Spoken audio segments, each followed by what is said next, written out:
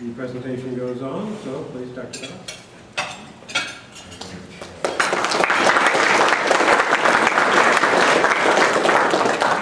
Howdy. So I know the theme of tonight is going back to the 60s, which is the beginning of our department's establishment. We are celebrating the 50th anniversary of Golden Jubilee. So my colleagues, Dr. Bruce McNovin and Mr. Clayton Price, they all wanted to dress up as the 60s professors or employees or whatever way. Or you can see that. I was thinking that I did not grow up in the US, and 60s was very little, as you can imagine. And then I thought, what would be a good dress from India in those days, right? And there's a little small territory we have in the western part of India called Goa. It used to be a Portuguese colony until 1962. Then it became part of India. So the dress I'm wearing, you can say it's a Hawaiian or Goan, whatever, a similar kind. There's a beach, lots of nice beaches on the RGMC, lots of nice floral dresses, and lots of flowers, tropical flowers. And you can see this says actually Goa. So it's very authentic. It's so that's what I'm wearing. I know it's a very formal dinner. So it's my distinct pleasure to introduce Professor Mani Chandi from Caltech, who will be our banquet speaker today. How many of you attended his technical seminar talk in the afternoon? Please raise your hands. Fantastic. I'm sure that you all enjoyed his excellent speech where he got deep computer science theory into very real-life applications for earthquake monitoring, for building monitoring, hands-on design of sensor toolkit, and software in Python. And he told me that now he gets enough time to really code and program. So he does all this by himself nowadays. So that's the good part of it. So a little bit introduction of Professor Mani Chandi, those of you who are not there in the afternoon. And I think tonight's celebration is very thematic because he got all his degrees, undergraduate, master's, and PhD in the 60s. So I think I can attribute the whole night for him in that sense. He got his undergraduate degree in electrical engineering from IIT, Indian Institute of Technology in Madras in those days, now called Chennai. He got his master's from Polytechnic University in New York, also in electrical engineering, then PhD from MIT. I think 63, 65, 69 Professor Chandi, right? 65, 67, 67, 69. So when Apollo landed on the moon, he got his PhD degree in the same year. And since then, he was a faculty at UT Austin for a long time, from 1969 to 1987, also as a department chair. And then in 87, he moved to Caltech. And he has been there since then. He's a Simon Remo professor, professor there. Has done lots of excellent work. Very distinguished computer scientist. We're very fortunate to have him over here. He's an IEEE fellow. He's also a National Academy of Engineering member, which is a special distinction for any researcher, scientist, or engineer. He has written numerous papers, very seminal papers, very famous. You see many of his work in your textbook as well. Written 3 books on performance modeling and simulation. Very distinguished scientist, in fact. So we are very fortunate to have Professor Mani Chandi with us as a banquet speaker, and he would like to share some of his thoughts going back, because he has seen the last 50 years of computer science, and he would like to project also what he envisions to be the next 50 years. So without much ado, let us welcome Professor Chandi.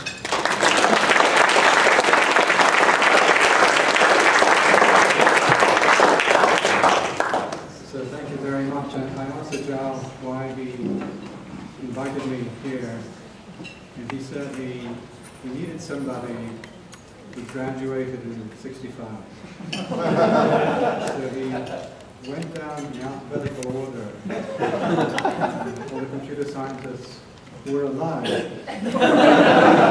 graduated in '65, and when he got a C, he got me. So that's why I'm here. Thank you very much for inviting me. So I spent the day talking to a lot of the students and some of the faculty, and it's very impressive even awe-inspiring, truly. So what I found most impressive was the passion with which, and truly the passion with which students were working on the problem. And sometimes, especially in academia, you treat academia as a game. You write papers to get promoted, and it doesn't have anything to do with real life, the society of people. And what I found here was that the students and the faculty truly cared about the consequences of what they were doing. I know it's appropriate for speakers like me to come along and congratulate you, but I really mean it from the bottom of my heart. And I spent most of the day talking to people, and what impressed me was the passion of what you were doing and why you were doing it. Why were you doing what you were doing? So you need to be congratulated on that. So I was supposed to talk about the last 50 years and the next 50 years. You people are really, really, really lucky, because I think you're on the threshold of just unbelievable changes due to computer science. So often I'm really more excited about what computer science does for society, and not so much necessarily computer science itself, but that's also exciting. So why are you on the threshold of this really exciting period? Now, I need to ask you a question. So there's a very well-known book came out recently which says that the best years of the United States were from 1880 to 1980. Thereabouts, from 1870 to 1970. And that those best years will never be repeated. And there's a good case for this. It's a well-known book, and lots of people read the book. So why is that? Because in that period, you had indoor plumbing, refrigeration, so you could move produce across the country, railways, electricity. And that changed the continent. And that change, the rate of that change, or the impact of that change, was over in 1980, thereabouts. So the economy is going to be flat. And things like computing, well, that's not comparable with other technologies. The other technologies change our infrastructure, and computing will not. So in some ways, that book is pessimistic. It's pessimistic because it talked about certain kinds of engineering that were transformative, and computing that maybe helps with phones, entertainment, but isn't really transformative. It's a question for you. I mean, I'm going to pose the question. Are you pessimistic or are you optimistic about not just your futures, but about the future of the country, the future of the world?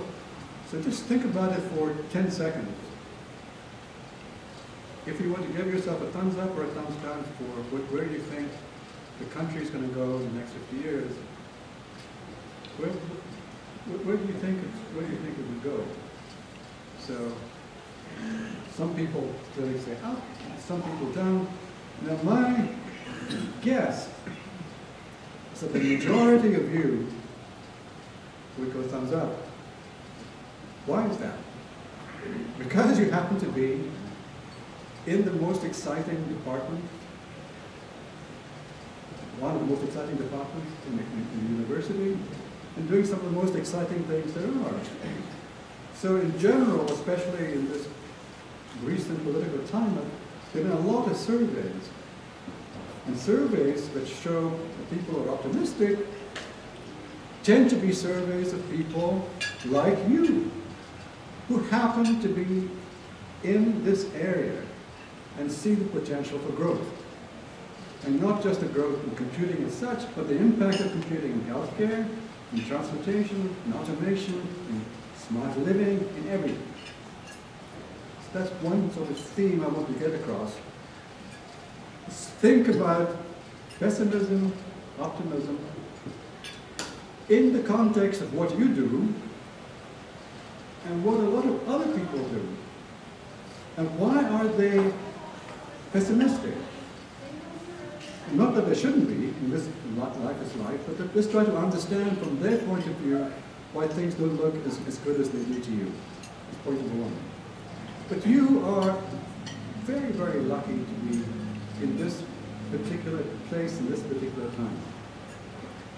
The second point I want to make is that a lot of what we do is becoming democratized, in the sense that it's becoming available to everybody. Courses. We have courses online. Coursera, for example, has superb courses which you can take free. Not just that you can take free here, but somebody in Rwanda can take, or somebody in India can take.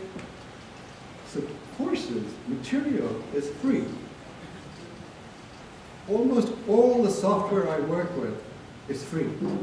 All the software I produce is free. And that software is available on internet, somebody in Rwanda or in India or anywhere else.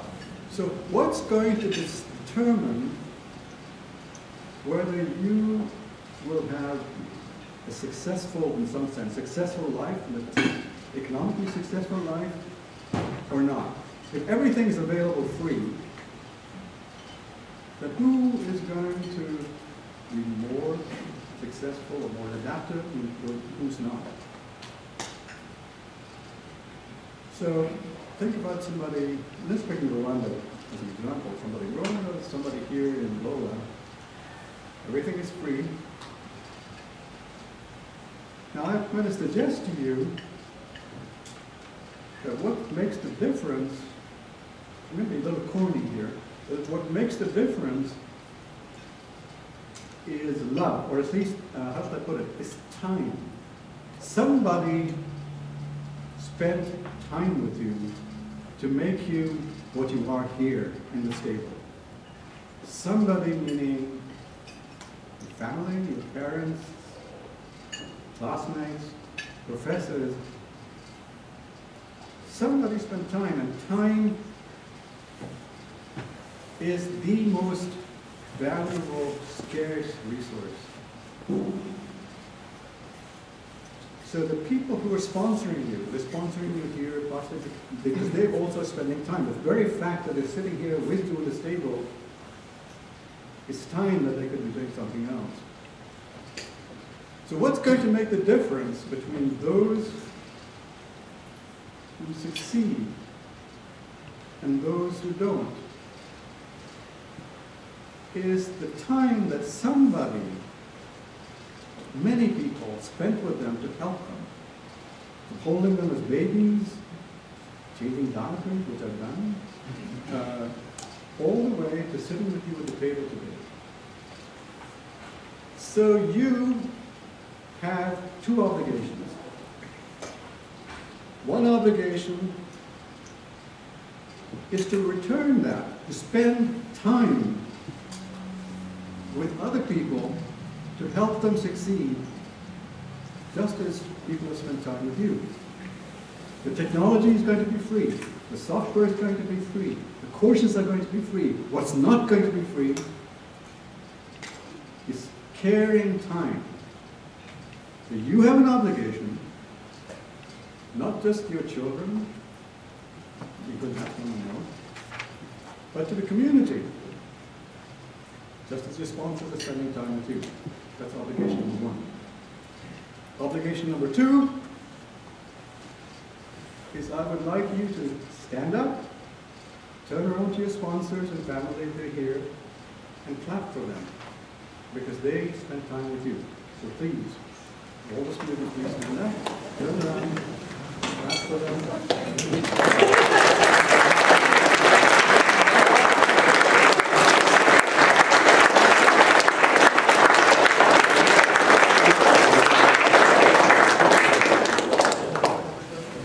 Thank you very much.